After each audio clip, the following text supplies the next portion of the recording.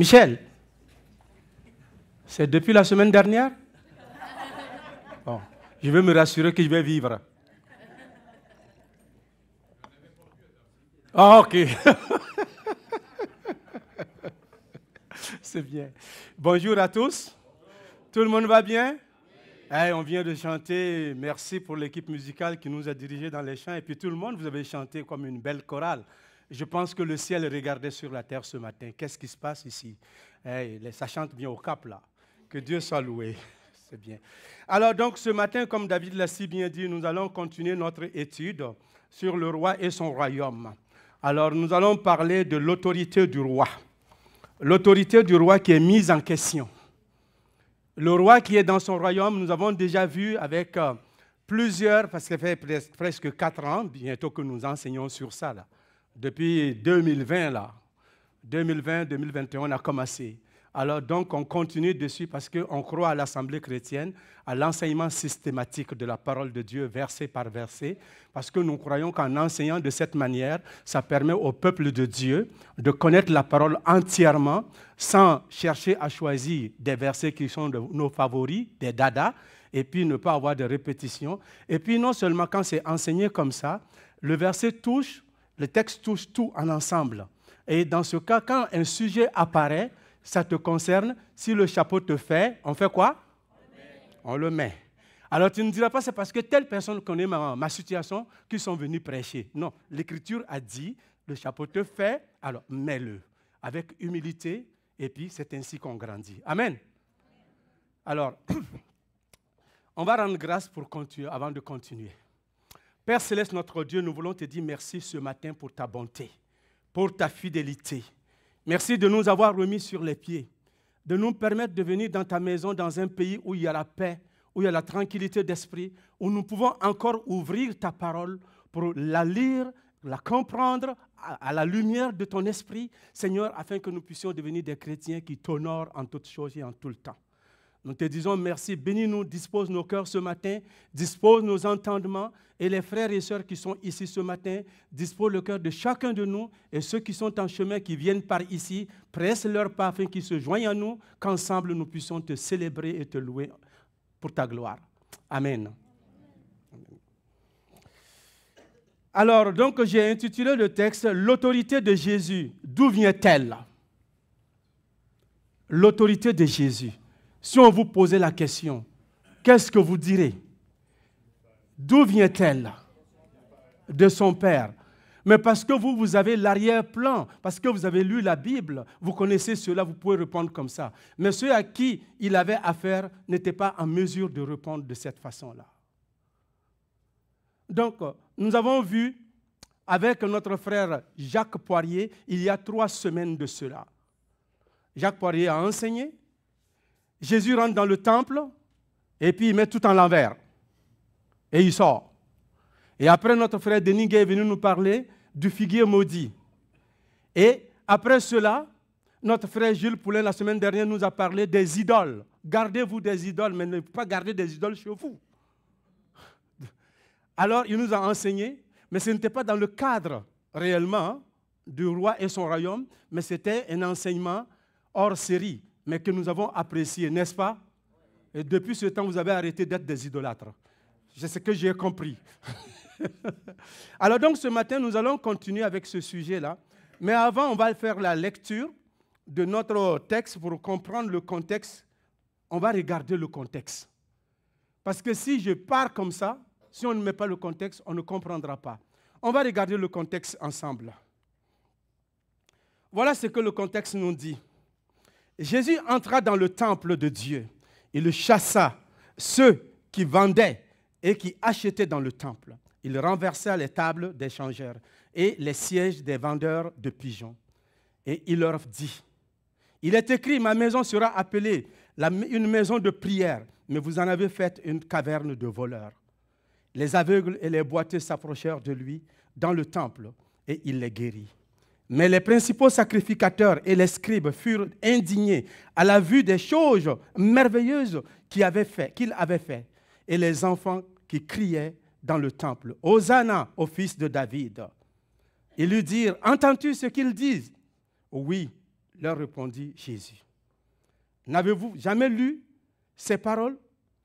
Tu as tiré des louanges de la bouche des enfants et de ceux qui sont à la mamelle. Et les ayant laissés, il sortit de la ville pour aller à Béthanie où il passa la nuit. Que Dieu bénisse la lecture de sa parole. Ça, c'est le contexte du sujet qu'on va apporter ce matin. Ça, c'est l'arrière-plan. Jésus rentre dans le temple. Alors, il trouve que les gens vendaient tout ce qui n'était pas normal. Et il renverse les choses. Il met tout en l'envers. Il remet de l'ordre. Et puis, les gens sont fâchés. Mais c'est dans les mêmes périodes-là. Le lendemain, ce qui va se passer, c'est ceci. On va faire la lecture de notre passage.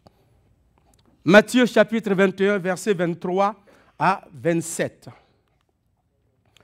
On dit, Jésus se rendit dans le temple, et pendant qu'il enseignait, les principaux sacrificateurs et les anciens du peuple vinrent lui dire, « Par quelle autorité fais-tu ces choses?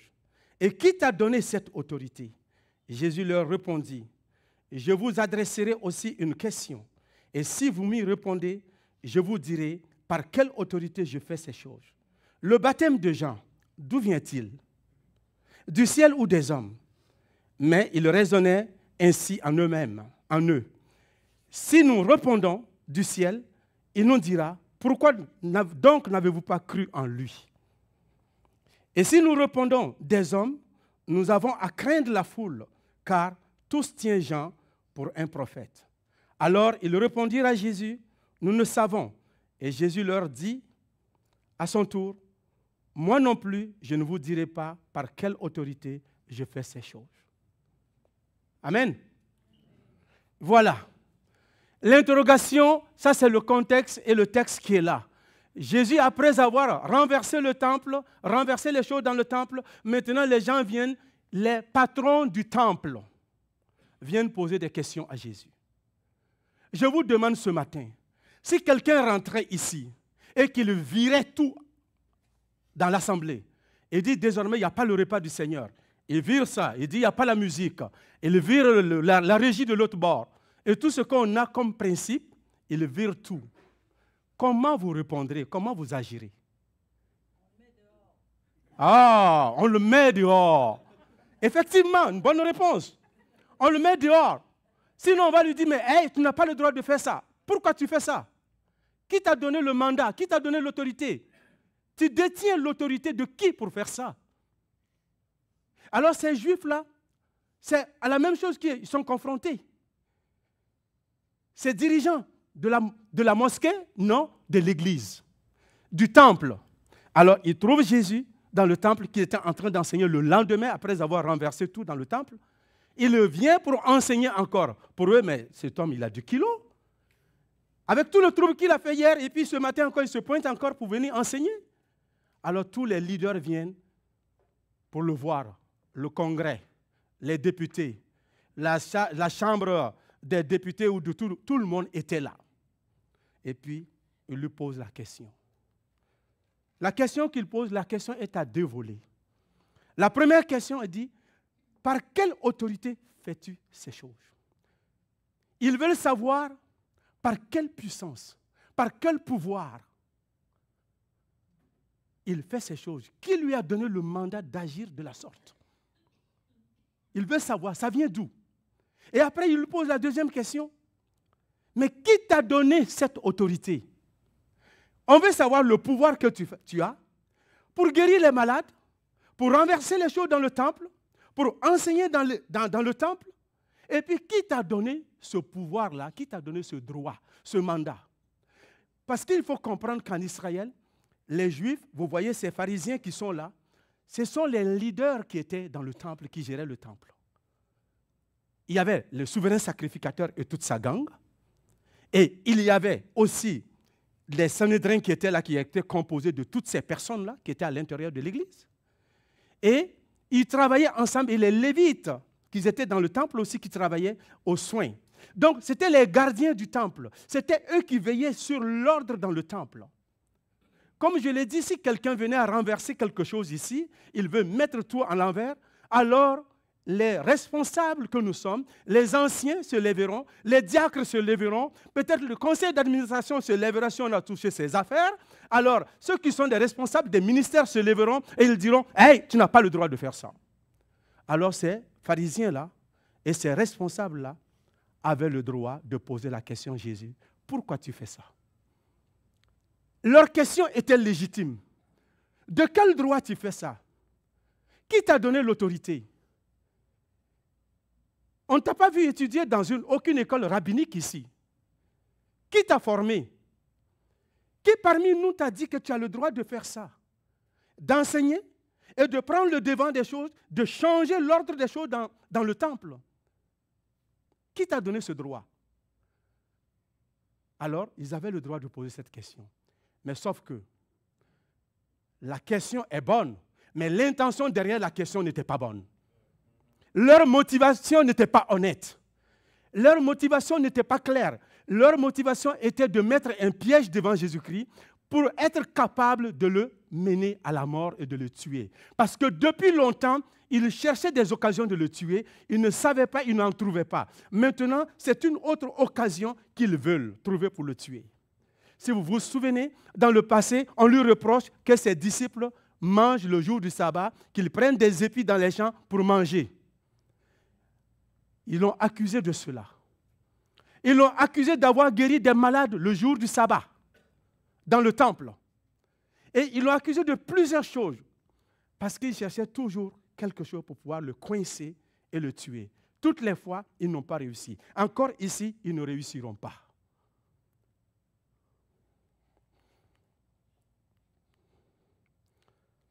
Alors, quelqu'un a dit ceci. Ça, c'est Saint Jean Chrysostome. Jean Chrysostome, c'est comme ça on dit? Saint Jean ou bien c'est Jean Chrysostome seulement? OK. Il dit, puis, il ne pouvait pas détourner l'attention de ces miracles. Ils mirent en cause sa légitimité d'interdire de vendre dans le temple, comme s'ils avaient dit, as-tu usurpé le siège de l'autorité? As-tu été comme prêtre pour pouvoir exercer ce pouvoir? On ne te connaît pas comme un prêtre. On ne te connaît pas comme un leader ici pour pouvoir exercer ce droit-là. Jean Chrysostome a parlé de ça dans le même contexte, dans son commentaire que j'ai vu quelque part. Et d'autres questions qui ont été posées dans le passé, semblables à ce qu'on pose à Jésus. Dans Exode, on questionne Moïse sur son autorité et d'où il détient son autorité. Pendant que Moïse, le contexte, c'est que Moïse a vu un frère égyptien, un Égyptien qui frappait un Juif. Alors, Moïse est allé, il a regardé de gauche à droite, comme il n'était pas vu, personne ne le voyait. Il a attrapé l'Égyptien, il a tordu son cou, et puis il l'a enterré dans le sable. Il l'a tué. Et pendant ce temps, il y avait ses frères juifs qui l'ont vu. Et le lendemain, il y a un autre juif qui frappait son frère juif. Là, ce n'était pas un Égyptien. Deux frères hébreux qui se battaient. Alors, Moïse s'approcha pour dire, mais pourquoi tu fais ça à ton frère? Et l'autre lui pose la question, qui t'a établi juge, chef et juge sur nous? Penses-tu me tuer comme tu as tué l'Égyptien? Moïse eut peur et il dit, certainement, la chose est connue. Moïse a eu peur. On lui a réclamé, on lui a dit, qui t'a établi? Qui t'a dit que tu peux nous reprendre? Qui t'a mis comme chef? Tu n'es pas notre chef, ça ne te regarde pas? Moïse a eu peur parce qu'on a révélé son crime. Alors il a eu peur, il a pris la fuite. Mais contrairement aux disciples de Jean et Pierre, je vais demander à mon frère Christian de le lire, s'il a le micro en main, si tu peux le lire pour nous. Jean, dans Actes chapitre 4, versets 1 à 12, s'il vous plaît. On va l'écouter. Si vous avez vos Bibles, ouvrez. Si vous avez vos cellulaires qui sont électroniques avec la Bible dedans, vous pouvez l'ouvrir aussi. Donc, Actes 4, 1 à 12. Tandis que Pierre et Jean parlaient au peuple, survinrent les sacrificateurs, le commandant du temple et les Sadducéens, mécontents de ce qu'ils enseignaient le peuple et annonçaient en la personne de Jésus la résurrection des morts. Ils mirent la main sur eux et ils les jetèrent en prison jusqu'au lendemain, car c'était déjà le soir. Cependant, beaucoup de ceux qui avaient entendu la parole crurent, et le nombre des hommes s'éleva à environ 5000. Le lendemain, les chefs du peuple, les anciens et les scribes s'assemblèrent à Jérusalem avec Anne, le souverain sacrificateur, Caïphe, Jean, Alexandre et tous ceux qui étaient de la race des principaux sacrificateurs. Ils firent placer au milieu d'eux Pierre et Jean et leur demandèrent « Par quel pouvoir ou au nom de qui avez-vous fait tout cela ?» Alors Pierre, rempli du Saint-Esprit, leur dit, « Chef du peuple et ancien d'Israël, puisque nous sommes interrogés aujourd'hui sur un bienfait accordé à un homme malade, afin que nous disions comment il a été guéri, sachez-le tous et que tout le peuple d'Israël sache, car c'est par le nom de Jésus-Christ de Nazareth que vous avez crucifié et que Dieu a ressuscité des morts, c'est par lui que cet homme se présente en pleine santé devant vous. Jésus est la pierre rejetée par vous qui bâtissez et qui est devenue la principale de l'angle. Il n'y a de salut en aucun autre, car il n'y a sous le ciel aucun autre nom qui ait été donné parmi les hommes par lequel nous devions être sauvés. » Amen. Que Dieu bénisse la lecture de sa parole. Moïse a eu peur quand on lui a posé la question « Pourquoi tu fais cela? De quel droit? Qui t'a établi ?» Mais la même question vient d'être posée à Jean et Pierre. Ils ont guéri un malade, le paralytique dans le temple. Et quand il a été guéri, il a commencé à les suivre, à marcher partout. Et le bruit est parti dans toute la ville. Et le lendemain, les souverains sacrificateurs, vous voyez, on met toute la panoplie de liste de tous les hommes qui étaient là. Tout le caucus était réuni. Et on met Pierre et Jean de s'expliquer.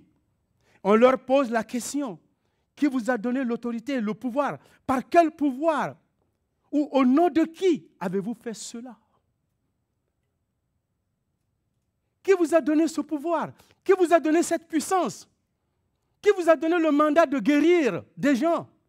N'oubliez pas que dans le temple, les pharisiens qui étaient là, ces leaders et ces sacrificateurs étaient là, ils n'avaient pas le pouvoir de guérir des malades. Il pouvait arriver que Dieu peut faire des miracles de temps à autre, mais c'est très rare que ça se faisait par eux. Donc, il y a un autre pouvoir qui vient contrecarrer leur autorité. Il y a quelqu'un d'autre qui vient avec un pouvoir qu'eux, ils n'ont pas, et qui sont en train de briller, et ils sont dans l'obscurité de ces personnes-là. Dans l'ombre de ces personnes-là. Ça les dérange, ça provoque la jalousie, ça provoque l'amertume chez eux, ça provoque la rébellion, l'irritation chez eux.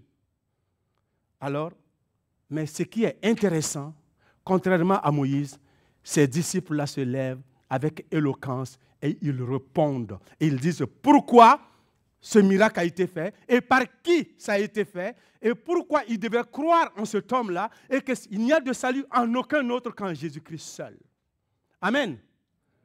Ils ont confirmé. Ils n'ont pas eu peur. Ils ont dit ce qui devrait être dit. Maintenant, ceci étant dit, qu'est-ce que l'autorité? Je suis allé regarder, selon le dictionnaire Antidote que vous connaissez, les étudiants. Alors, il me dit que l'autorité, c'est le pouvoir, c'est droit, c'est le droit. Pouvoir de commander, de décider. Une influence, ascendance, qui permet à une personne de se faire obéir. Et quand je regarde dans le dictionnaire biblique, il me dit ceci, en grec, le mot exousia veut dire, signifie l'autorité. L'autorité a. C'est bon. L'autorité a, c'est-à-dire l'autorité, avoir le pouvoir légitime, réel et libre d'agir, de posséder, de contrôler, d'user et de disposer de quelque chose ou de quelqu'un. Ça, c'est l'autorité. Et Jésus avait tout ça. Dans le contexte biblique indique clairement que toute puissance et toutes les autorités proviennent de Dieu et peuvent être utilisées avec justesse ou avec excès. Dans tous les cas, nous savons une chose, Dieu jugera à la fin leur utilisation mesurée ou démesurée ou abusive. Donc, nous avons l'autorité. Ça, c'est la définition de l'autorité que nous avons. Donc, Jésus avait toute cette autorité. Et dans Romains 13, il nous dit que toute autorité vient de Dieu, car il n'y a aucune autorité qui n'a été de Dieu. Car toute autorité qui existe ont été établies par Dieu. Et tout le monde doit se obéir à l'autorité. Celui qui déroge de l'autorité pêche contre Dieu et se met comme rebelle, en porte-à-faux contre Dieu. Même les dirigeants de nos pays, même la mairie, la ville et l'autorité dans la maison, l'autorité dans l'église, les anciens, les diacres et tous ceux qui sont là, le conseil d'administration et ceux qui sont impliqués dans les ministères, Dieu les a établis et nous devons nous soumettre. On n'a pas à discuter ou à s'ostiner avec eux ou à barguiner leur autorité. On est là pour obéir, pour travailler. Mais eux aussi, ils savent qu'ils doivent rendre un compte à Dieu. Ils doivent rendre compte à Dieu parce que toute personne qui est établie comme autorité doit avoir une bonne conscience. On choisit les gens ici pour être responsables de l'Église sur des critères, non? N'est-ce pas? On ne prend pas Joe Blow dans la rue pour le nommer ancien, ni diacre. Il y a des critères. Alors ça veut dire qu'on veut des personnes qui sont moralement saines ou saines dans leur tête et qui sont capables d'exercer l'autorité avec modération, avec sagesse pour le bien du peuple et non contre le peuple. Et c'est pourquoi moi-même, quand je prie en tant que responsable, je prie et je demande à Dieu de m'aider à exercer l'autorité avec sagesse et qu'il m'enlève le jour que je deviens un dictateur. Le jour que nous devons dominer le peuple de Dieu, que nous devons écraser le peuple de Dieu, le jour que nous ne traitons pas le peuple de Dieu comme Christ veut que nous devons le faire, je demande à Dieu de nous dégager et d'amener d'autres anciens. Parce qu'il ne nous a pas mis pour que nous dominons, pour que nous écrasons, mais pour que nous aimons, pour que nous soutenons, pour que nous aidons, pour que nous soyons des panneaux indicateurs pour montrer la bonne direction, consoler et enseigner et instruire et aider. Amen. Et cela est valable pour toute autorité, que ce soit à l'église, que ce soit dans le foyer, que ce soit au travail, que ce soit où on dit « Femmes, soyez soumises à votre mari ». Oui, mari, si tu n'es pas une bonne autorité, tu vas rendre des comptes. Madame va se soumettre, mais tu vas rendre des comptes. L'Écriture le dit. Madame, tu te soumets, pas parce que ton mari est parfait, pas parce qu'il est meilleur, tu te soumets parce que Dieu le dit. Lui, il doit exercer l'autorité dans la mesure du possible parce que Dieu lui demande de le faire avec droiture, avec équité. Parce que sinon, il porte atteinte à la gloire de Dieu. Et Jésus ici, on va dire, je suis allé trop loin, mais on parle de l'autorité, c'est pourquoi. Alors Jésus parle, introduit, quand les gens ont posé cette question, Jésus va répondre par une question. Vous allez voir, dans le texte, eux, ils posent une question. Jésus répond par une question. Et après, il va avoir une réponse. Et Jésus va donner sa réponse aussi. C'est comme ça. Alors, Jésus pose la question à ses chefs religieux. Verset 24. Et il dit, Jésus leur répondit, « Je vous poserai, moi aussi, une question. Si vous répondez, je vous dirai par quelle autorité je fais cela. Le baptême de Jean, d'où vient-il? Du ciel ou des hommes? Mais moi, je dirais, Seigneur, mais on te pose une question, c'est simple. Oui ou non? Je viens de Dieu ou je viens de moi-même? Ou c'est mon propre pouvoir? Ou bien c'est le diable qui m'a équipé? Tu ne dis rien de tout ça. Tu prends le spot et puis tu places sur... On ne parle pas de Jean ici, là. Jean-Baptiste, il est mort il y a longtemps. Ce n'est pas de lui qu'on parle. C'est de toi qu'on parle. Est-ce que Jésus voulait esquiver la question? Est-ce qu'il voulait fuir la question? Non. Mais il veut que les gens répondent à cette question. Il veut les amener eux-mêmes à réfléchir et à répondre à cette question. Je suis allé me poser la question. Je dis pourquoi Jésus renvoie-t-il ou bien renvoie les chefs au baptême de Jean? Il les renvoie pour une raison. Dans Malachie 3.1, on nous dit que c'est envoyé que Jean-Baptiste viendra pour annoncer, pour préparer la venue de Jésus le Messie. Et ici, on voit dans Matthieu chapitre 3, verset 11, il nous dit, « Moi, je vous ai baptisé d'eau, mais moi, je vous ai baptisé d'eau pour vous amener à la repentance. Mais celui qui vient après moi est plus puissant que moi. Et je ne suis pas digne de délier la croix de ses souliers.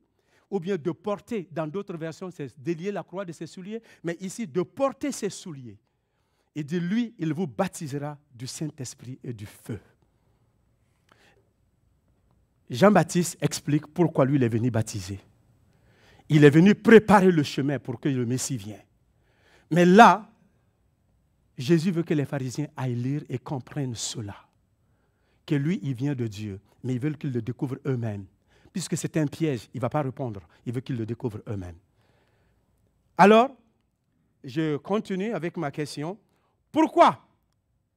C'est à quoi le baptême de Jean? Hey. Il y a quelque chose qui manque dans mon texte. C'est quoi le baptême de Jean? Si on vous demande, le baptême de Jean, ça sert à quoi? Ça représente quoi? Le baptême de Jean ici, comme on l'a vu, Jean dit qu'il est venu pour baptiser. Et l'apôtre Paul confirme cela. Jean a baptisé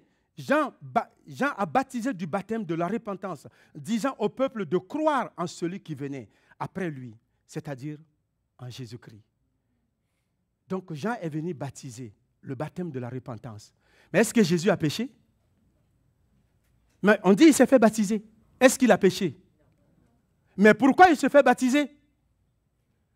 Pourquoi Jésus s'est fait baptiser? S'il n'a pas péché, on dit le baptême là, c'est ceux qui ont péché qui se baptisent. Mais lui, il n'a pas péché. Pourquoi il se fait baptiser? Il s'est fait baptiser pour son identification. Il n'était pas pécheur, il était parfait. Il devrait être identifié par le baptême. C'est pourquoi Jean-Baptiste va dire, voici l'agneau de Dieu qui vient. Quand il est allé à Jean dans le Jourdain, il dit, voici l'agneau de Dieu. On peut regarder dans Matthieu, qui nous parle de cela, et d'autres textes aussi de la Bible nous disent. Alors, Jésus vient de la Galilée au Jourdain vers Jean pour être baptisé par lui. Verset 14. Mais Jean s'y opposait en disant, c'est moi qui ai besoin d'être baptisé par toi. Et tu viens à moi? Jésus lui répondit, laisse faire maintenant, car il est convenable que nous accomplissions ainsi ce qui est juste. Ce que les Écritures annoncent, ce que la parole de Dieu dit, c'est ce qui est juste.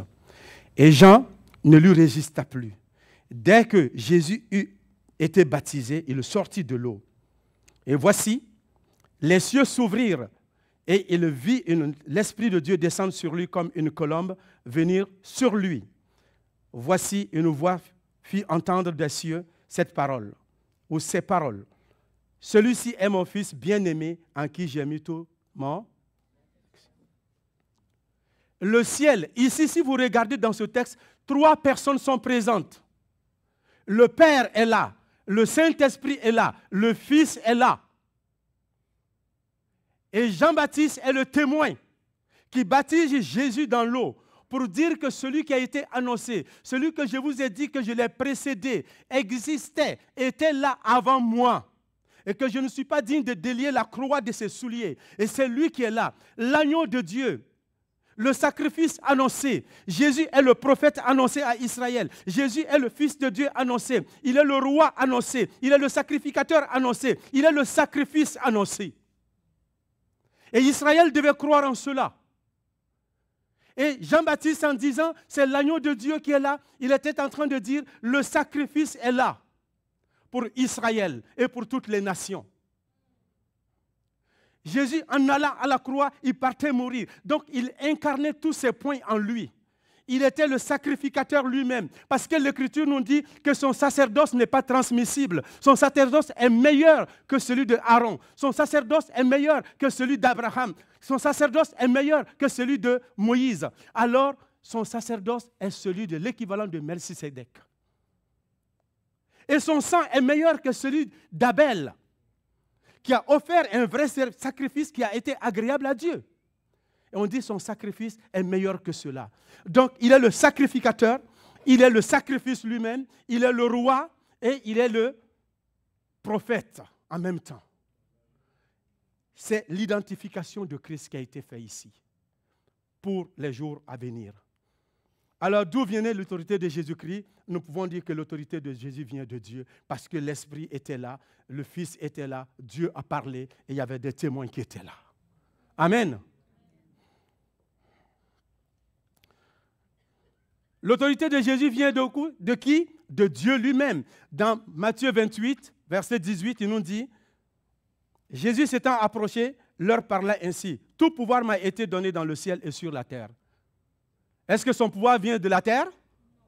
Tout pouvoir lui a été donné dans le ciel. Par qui? Par son Père.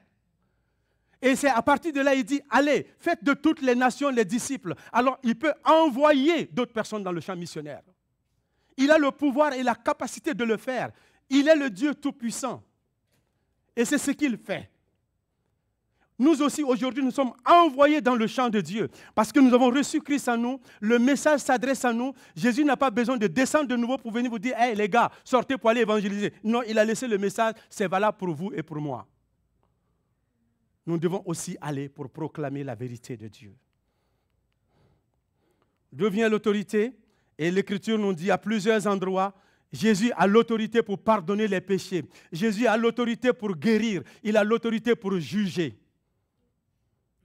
Et quand les gens lui ont posé la question, quand il a guéri un malade, il a dit, tes péchés te sont pardonnés. Les gens lui disent, mais qui es-tu pour pouvoir guérir, pardonner le péché? Il n'y a que Dieu seul qui peut le faire. Il dit, afin que vous sachiez que le Fils de l'homme a le pouvoir de pardonner les péchés, je lui dis, lève-toi et marche. Hey, le paralytique a pris ses affaires, il a commencé à bondir. Il est parti. C'était la démonstration de sa divinité, démonstration de sa puissance, démonstration de ce qu'il est. Il a prouvé cela. Non seulement il guérit, il pardonne les péchés, il a aussi le pouvoir de juger. Parce qu'il dit, le Père ne jugera pas, c'est moi qui va juger. Tout jugement a été remis entre les mains du Fils. Et les derniers jours, c'est lui qui jugera. Alors quand les pharisiens posent la question de savoir d'où vient l'autorité de Jésus, nous disons ça vient de... Ah, on dirait vous dormez. Ça vient de Dieu. Amen. Ça vient de Dieu. Mais maintenant, posons-nous la question. L'autorité des pharisiens, il vient de qui? C'est ça. Et dans Darby, il a dit ceci. Il dit, les scribes et les pharisiens se sont assis dans la chair de Moïse. Se sont assis. Et dans le français, Louis II, 21, il dit, là, ils ont interprété, c'est-à-dire que les spécialistes de la loi et les pharisiens se sont fait interprètes de Moïse, c'est-à-dire de la loi de Moïse. Eux, ce n'est pas qu'on les a établis, se sont auto-proclamés. Mais Jésus, lui, il a été établi depuis le ciel. Et c'est eux qui viennent dans le temple pour interroger celui qui a créé l'univers, celui qui est le Fils de Dieu, celui qui a tout pouvoir. On vient lui demander, ton autorité vient de qui? Tu vas nous rendre compte. Ça ne marche pas. En réponse, la réponse des chefs religieux et des chefs du peuple, verset 25, il nous dit ceci. Ils raisonnèrent en eux-mêmes, ou en eux, si nous répondons du ciel, il nous dira, pourquoi donc n'avez-vous pas cru en lui? Et si nous répondons des hommes, nous avons à craindre la foule. Alors qu'est-ce qu'ils font? Il dit, car tous tiennent Jean pour prophète. Alors ils vont le voir, ils lui disent, nous ne savons pas. La réponse que des hommes de Dieu, la réponse que ces spécialistes de la loi, c'est la réponse que le souverain sacrificateur et tout son conseil, la réponse que tous ceux qui sont pris à haute estime dans le peuple, qui conduisent le peuple, les anciens, les personnes âgées, qui sont appelées être sages, la réponse qu'ils ont pu donner à Jésus, nous ne savons pas. Des poules mouillées. Mais c'est ça, c'est des poules mouillées. Ils ne veulent pas se mouiller, mais ils sont des poules mouillées. Ils n'ont pas voulu dire, ils sont restés des deux côtés. Ils veulent marcher un pied là, ça ne marche pas. Comme j'ai l'habitude de dire, un pied dehors, un pied dedans, c'est deux pieds dehors. Alors, ils veulent rester neutres. Nous ne savons pas. Vous ne savez pas. Vous êtes supposé enseigner Israël. On dit que la loi et la connaissance est réclamée à la bouche du souverain sacrificateur. Il doit éduquer le peuple. Il n'est pas capable de savoir si Jésus, son autorité vient de Dieu. Avec tout ce qu'il a montré, avec ses miracles et ses merveilles qu'il a montrées, les paralytiques qu'il a guéris, les aveugles qu'il a fait voir, les morts qu'il a ressuscités, et tout ce qu'il a fait, malgré tout ça, ils ne sont pas capables d'identifier que Jésus est le Messie, le roi envoyé, et celui que tout le monde entier attend. Non, c'est par hypocrisie. Ils ont refusé de croire. Ils ont rejeté. Parce que s'ils ont dit que le baptême de Jean vient réellement de Dieu, alors ils vont dire, pourquoi vous n'avez pas cru en lui? Pourquoi vous avez laissé Hérode le tuer? Pourquoi vous avez laissé Hérode le décapiter? Pourquoi vous ne vous êtes pas ligué avec lui pour le soutenir, pour le défendre? Pourquoi vous n'êtes pas parti vous repentir et accepter son message pour préparer le chemin pour le roi qui s'en vient? Pourquoi vous ne me reconnaissez pas, moi, Jésus, comme roi, le prophète d'Israël? Voilà. Ils ont refusé tout cela. Par incrédulité, par méchanceté, parce qu'ils veulent garder leurs privilèges.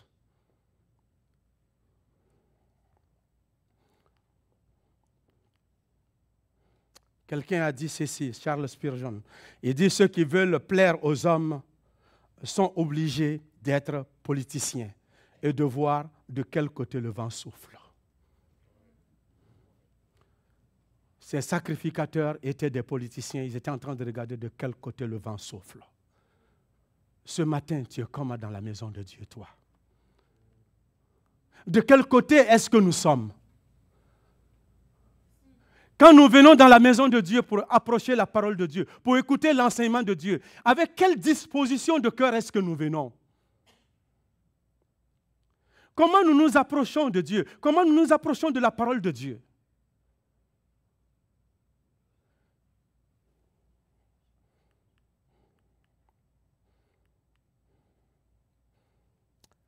Un contemporain, un commentateur contemporain de nos temps, comme je pourrais dire en 2010 plutôt, M. Gangal Osborne a dit ceci.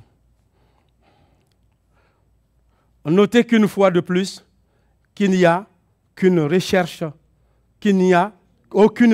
de la vérité sur la question en jeu. C'est-à-dire que les pharisiens qui sont approchés de Jésus, ils ne sont pas venus avec l'intention de faire des recherches sur la vérité.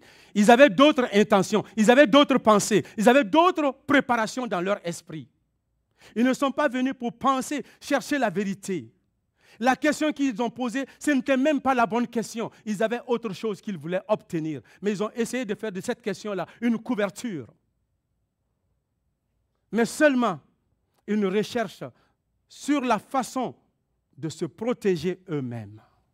Ils veulent protéger leur intérêt parce que Christ les dérangeait. Christ, en renversant les choses dans le temple, en déformant tout dans le temple, en remettant de l'ordre, il avait défié les pharisiens en disant, vous n'êtes pas des serviteurs dignes d'être dans la maison de Dieu et de servir, parce que vous laissez le désordre se faire et vous ne mettez pas de l'ordre. C'est appelé, ma maison doit être appelée la maison de prière. Vous en avez fait une maison de caverne de voleurs. Vous avez fait une maison de profit. Vous avez fait une maison d'intérêt. Vos intérêts à vous. C'était des serviteurs qui ne servaient pas Dieu, mais qui se servaient leur ventre eux-mêmes. Ils parlaient de Dieu, mais en réalité, leur cœur n'était pas avec Dieu. Ce matin, je vous assure, les anciens que nous sommes, si tu es un ancien, si tu es un serviteur, je m'inclus dedans moi-même. Si ta raison d'être dans cette maison n'est pas de servir le Seigneur, s'il te plaît, enlève ton tablier, dépose-le. S'il te plaît.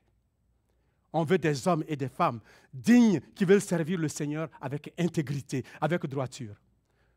Et le jour que je ne le ferai pas, je vous en prie, faites-le moi savoir et enlevez-moi le tablier et puis accrochez-le ou donnez-le à quelqu'un d'autre.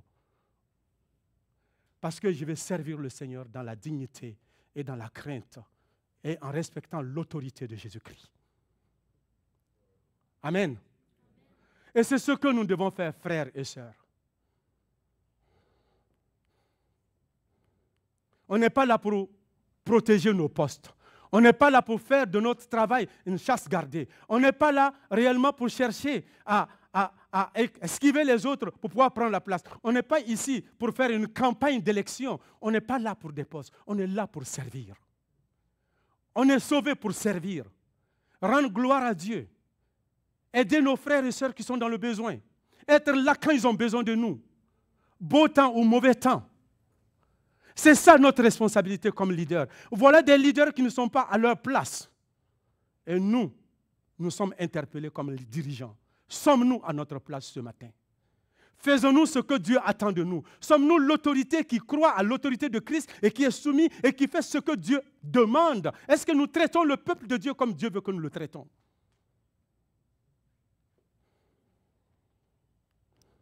Verset 27, Jésus dit, moi non plus, je ne vous dirai pas.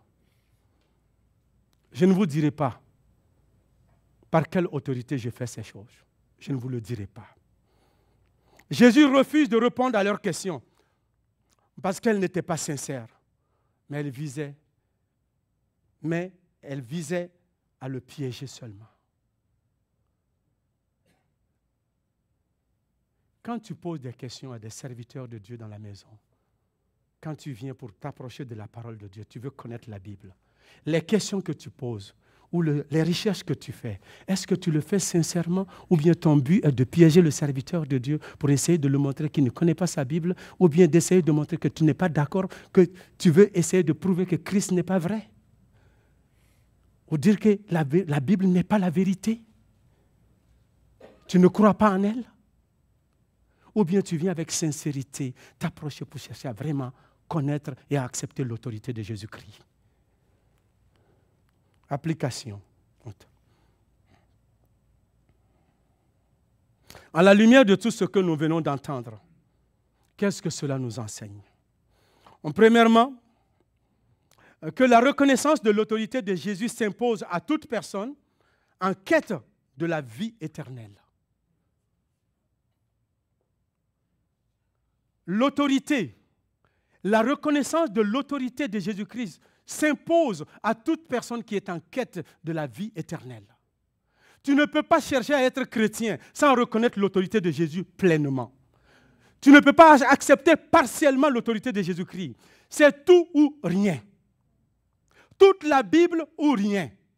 Jésus-Christ mort, ressuscité, qui est monté dans le ciel et qui revient, c'est tout complet que tu acceptes. Sinon, ce n'est pas possible.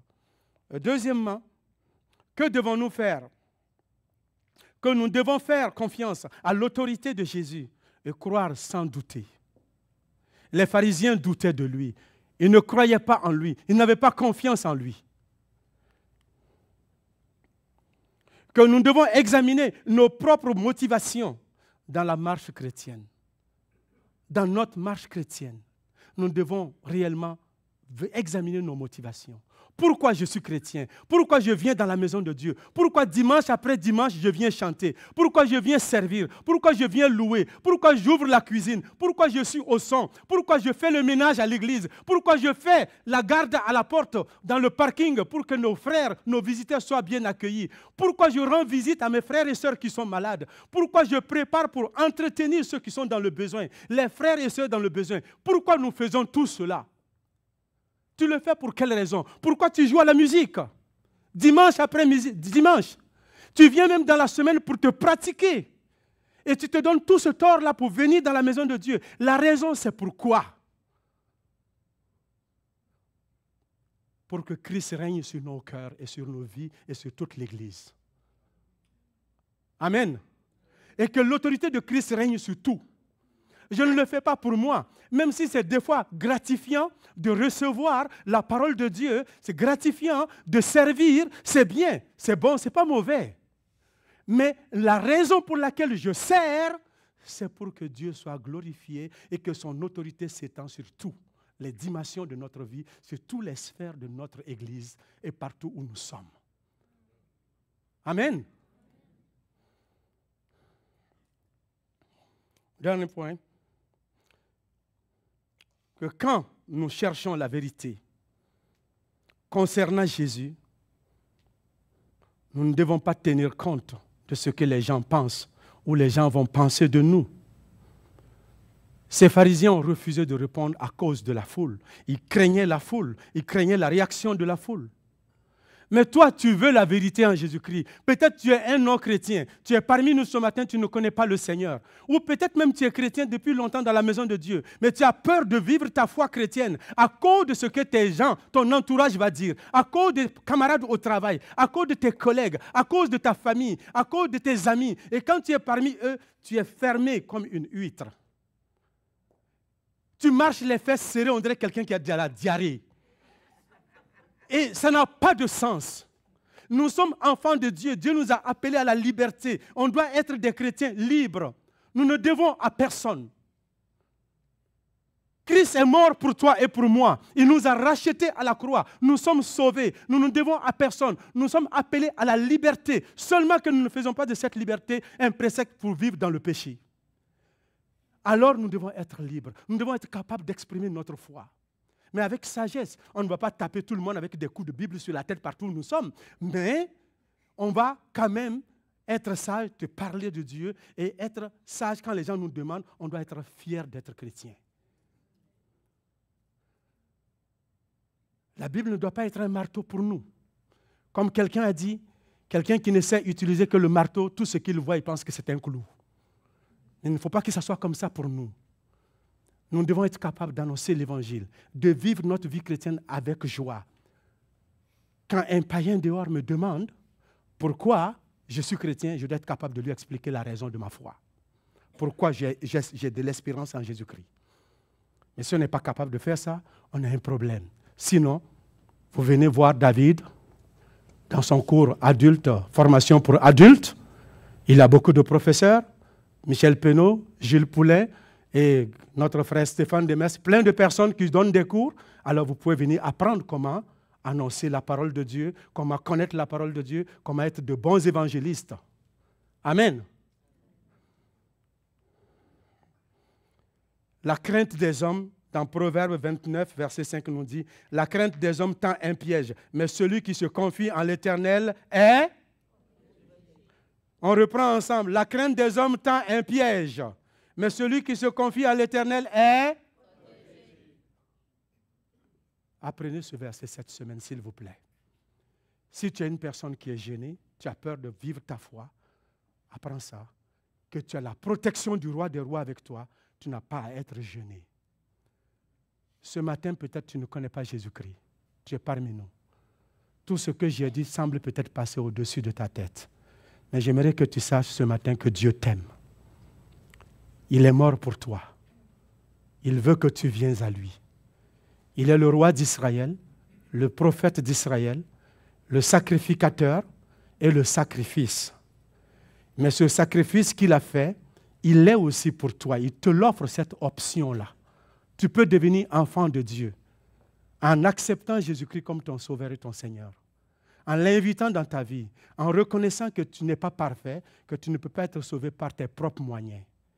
Et si tu crois cela et tu invites Jésus, tu confesses tes péchés, tu demandes pardon et tu le reçois dans ta vie, tu deviens enfant de Dieu.